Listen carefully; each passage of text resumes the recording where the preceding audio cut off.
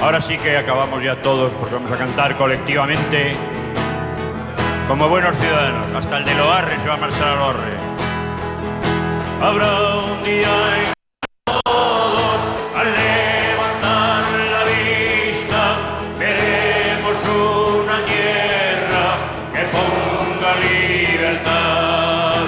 Hermano, aquí mi mano será tuya, mi frente, y tu gesto de siempre caerá sin levantar huracanes de miedo ante la libertad.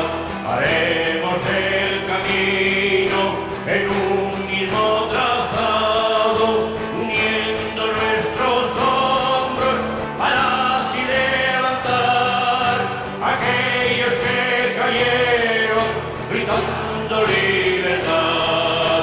Habrá un día en que todos al levantar la vista veremos una tierra que ponga libertad.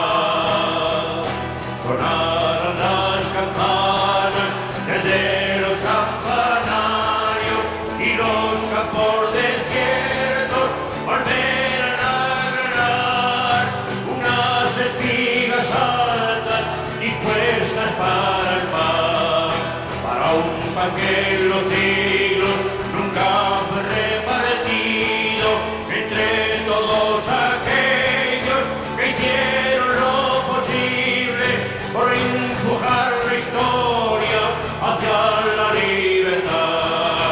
Habrá un día en que todos al levantar la vista veremos una tierra que ponga libertad. También será posible que esa hermosa mañana ni tú, ni yo, ni el otro la lleguemos a ver, pero habrá que empujarla para que pueda ser, que sea como un viento que arranque los matojos, surgiendo la verdad y limpie los descaminos de siglos de destrozos contra la libertad. Habrá un día en que todos al levantar la vista veremos una tierra que ponga libertad. Habrá un día en que todos al levantar la vista veremos una tierra que ponga libertad. Gracias. Muchas gracias. Felices fiestas. Que os paséis bien.